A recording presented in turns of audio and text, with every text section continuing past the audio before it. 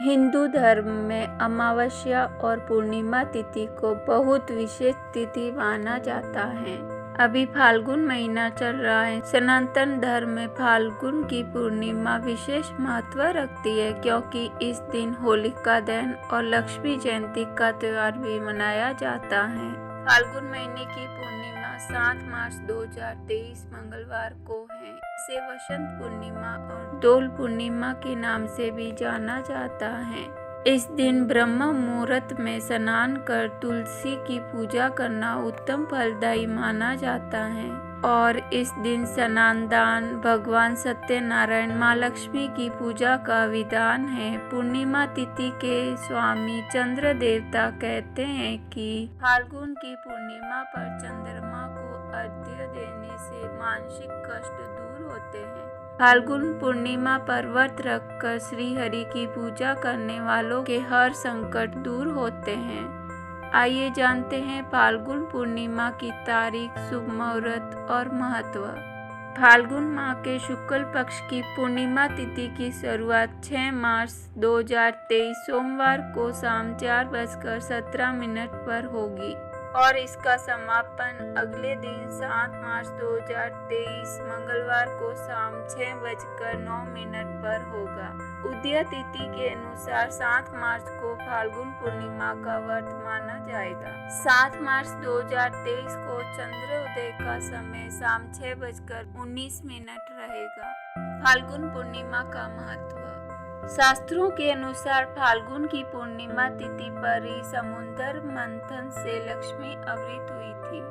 फाल्गुन पूर्णिमा पर राजा हिरण्यकश्यप ने अपने पुत्र प्रहलाद को होलिका में जलाने का प्रयास किया था, लेकिन श्री हरि विष्णु के प्रताप से प्रहलाद का बाल भी बांका नहीं हुआ था। विष्णु धर्मोत्तर पुराण के अनुसार फाल्गुन महीने की पूर्णिमा पर व्रत करने से पाप खत्म होते हैं और उम्र भी बढ़ती है।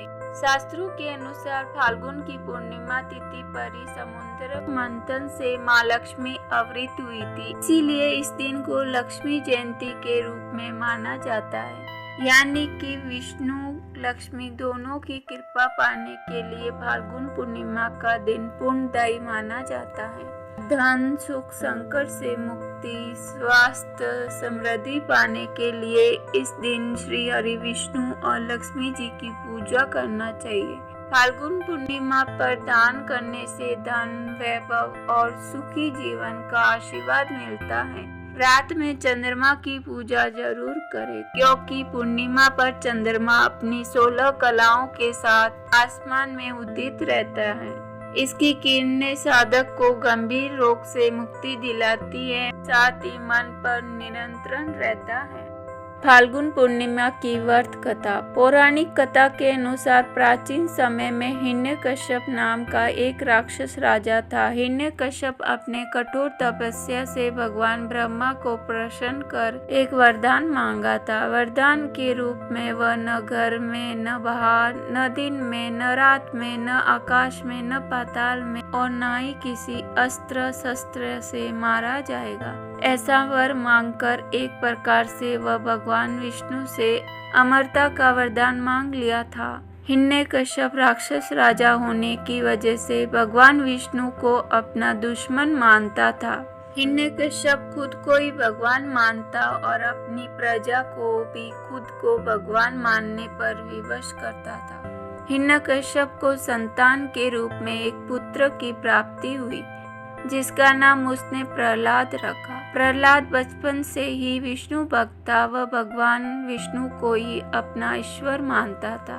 यह देखकर हिरण्यकश्यप को प्रहलाद के ऊपर बहुत क्रोध आता था। बार बार समझाने के बाद भी जब वह अपने पिता हिरण्यकश्यप को भगवान मानने से इनकार कर दिया, तब हिरण्यकश्यप ने प्रहलाद को मारने के लिए कई उपाय किए, मगर प्रहलाद हर बार बच जाता था।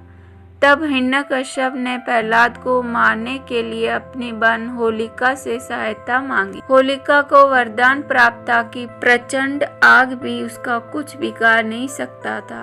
आग से उसे नहीं जला सकता था। वह अपने भाई की आज्ञा का पालन करते हुए प्रहलाद को गोदी में बिठाकर जलती हुई आग पर बैठ गई। प्रहलाद भगवान विष्णु का अन्य भक्त था। यह सब देखकर वह भगवान विष्णु की स्तुति करने लगा। भगवान विष्णु ने अपने भक्त प्रहलाद की प्रार्थना सुनकर उसकी जान बचा दी। उस आग में प्रहलाद का एक बाल भी नहीं जला।